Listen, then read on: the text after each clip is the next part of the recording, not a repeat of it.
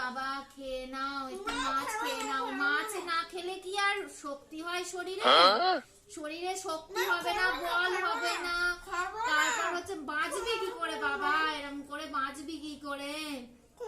কি গো, তোমাদের বাড়ি কি এত চেঁচামেচি হচ্ছে কেন? আর বলো না গো দিদি, কবে থেকে ছেলেটা কদিন ধরে কি করছে, খাচ্ছে না, দাচ্ছে না, মাছ মাংস ডিম কিছু, খালি সেই ঠাকুর ঠাকুর নিয়ে জ্বালিয়ে খাচ্ছে আমায়।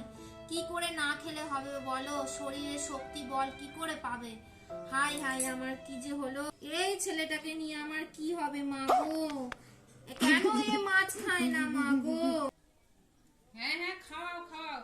হ্যাঁ, আর বলো না। হ্যাঁ, ভালো করে না খাওয়ালে পড়াশোনা হবে এখন, क्या बोला तुम? বুদ্ধি হবে।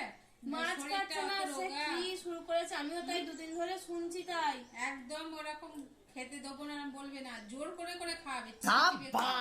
না খেলে শরীরে বল হবে? হ্যাঁ। আরে আমি শুনেছি এরকম করতে করতে সে মঠে চলে যায়, তারপরে চলে গেলে একটা ছেলে কি হবে এদের? বললে হবে? মাছ জোর করে করে খাওয়াতে হবে, না খেলে হবে নাকি? হ্যাঁ, ওসব পুজো করা একদম বন্ধ করে দেবে। वाह दीदी वाह दीदी। পুজো করতে দেবে না, দিয়ে খাওয়াও, ভালো করে মাছ খাওয়াও।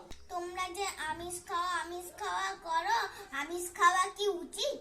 আমরা তো মাংসাশী প্রাণী নয়, আমরা কেন মাংস খাবো?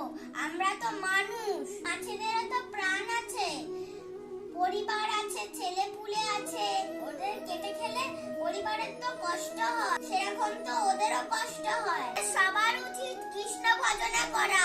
ভগবান শ্রীকৃষ্ণ অর্জুনকে বলেছেন, সর্ব ধর্ম পরিত্যাজ্য মামেকং শরণং ব্রজ। হে পার্থ, সব ধর্ম পরিত্যাজ্য করে আমার শরণাপন্ন হও। সবাই মিলে